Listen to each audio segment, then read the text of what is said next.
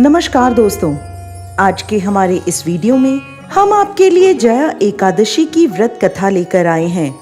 कई वर्षों पूर्व स्वर्ग लोक में राजा इंद्र राज्य करते थे। उनके लोक में सभी देवगण प्रसन्न थे। परिजात पुष्पों से लदे नंदन वन में एक दिन देवराज इंद्र सोमरस का पान कर रहे थे। अप्सराएं उन्हें प्रसन्न करते हुए नृत्य प्रस्तुत कर रही थीं और कई गायक सुंदर संगीत प्रस्तुत कर रहे थे।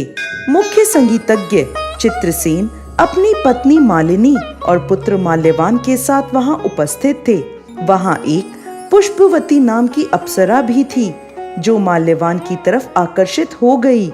उन दोनों को एक दूसरे के प्रति आकर्षित देख देवराज इंद्र क्रोधित हो गए और बोले, हे मूर्ख, तुम दोनों मुझे प्रसन्न करने का आडंबर कर रहे हो, लेकिन तुम दोनों की एक दूसरे के प्रति आसक्ति मुझे स्पष्ट दिख रही है। इस भरी सभा में तुम दोनों ने मेरा अपमान किया है। मैं तुम्हें श्राप देता हूँ।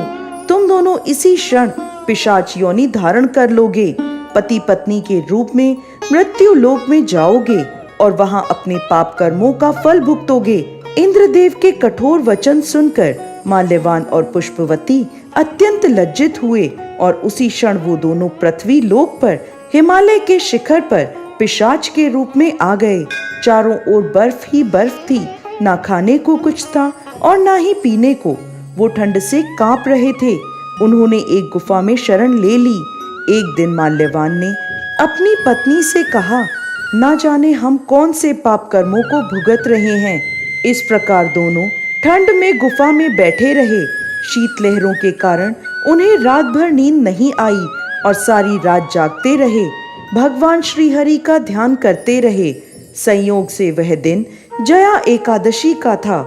उस दिन कुछ भी ना खाने पीने और रात्रि जागरण करने से उन दोनों ने पिशाच का शरीर त्याग दिया और अपना दिव्य शरीर धारण कर लिया। एक दिव्य विमान उन्हें स्वर्ग ले गया।